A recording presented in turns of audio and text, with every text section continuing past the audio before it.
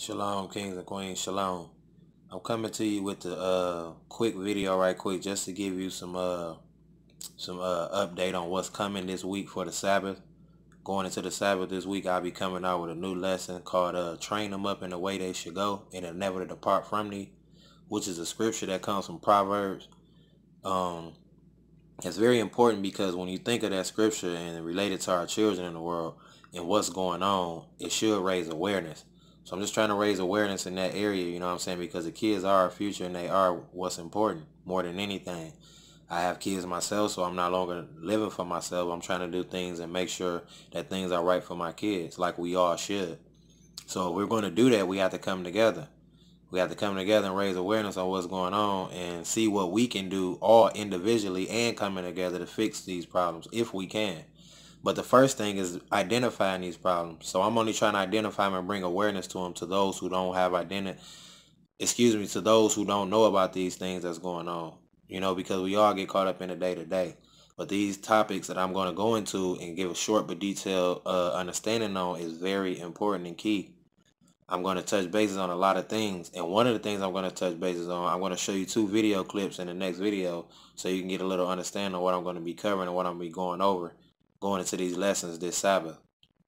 Like I say, it's titled Train the Child Up in the Way They Should Go and Never Depart From the Child. So understand that when you think about your kids and understand how important they are when it comes to safety, when it comes to what's going on, when it comes to mind control, which is the main thing, mind control.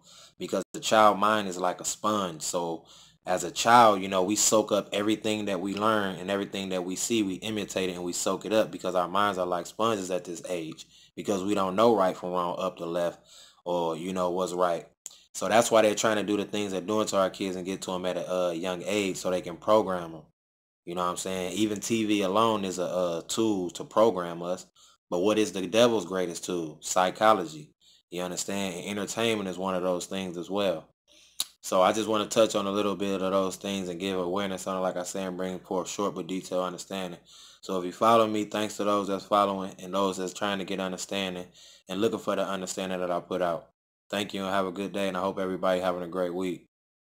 Shalom. A straightforward proposition. You could have a boy or you could have a girl. But now there's a third option. It's called steep civilizational decline.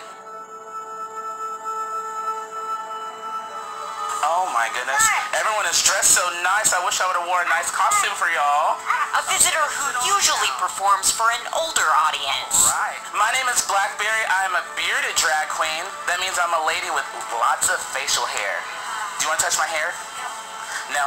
This program is geared towards kids 10 years old and younger.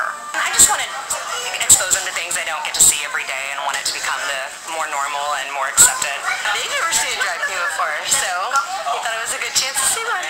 A handful of parents across America are deliberately keeping their children's sex hidden and instead raising so-called babies. The idea is that only the children themselves should be able to decide whether they are boys or girls, without any of that pesky biological reality getting in the way. It's all very confusing, like a lot of 2018 is. Hours to transform. You don't wake up like this. No, I do. Wow. It just takes a little bit of extra lip gloss. Truthfully, I've been doing drag since I was 5 years old. Really? People could not keep me out of dresses and heels. I'd take whatever I could get, even an ugly fur boot if I could find. Welcome to Drag Queen Story Hour. It's story time at the Woodside branch of the New York Public Library in Queens. Today, the guest reader is larger than life. So this is probably taking place in Red Circus. Nearly 50 children from babies to 10 years old captivated by Miss Harmonica Sunbeam. All genders are alike. The boy's brain, the male brain might be a little larger. The female's language might be a little bit more advanced. Okay, no maybe, sexism on my show. Hold on, whoa, slow Sorry, down. No, sorry. here you're out there like They say maybe boys' those brains things are are true. larger. And I just want to say that kind of toxic masculinity has no place in this program. Sorry, Thank you very much. but that's all But they no, can look, think of. the bottom Yeah, line is, yeah. all they can think of, like difference in brain size, difference in genitalia, difference in bone structure, Perhaps. just minor things like Minor. just minor things like that. Yeah, No, yeah. they're not perhaps, like factually. So those are not minor things; those are definitive things.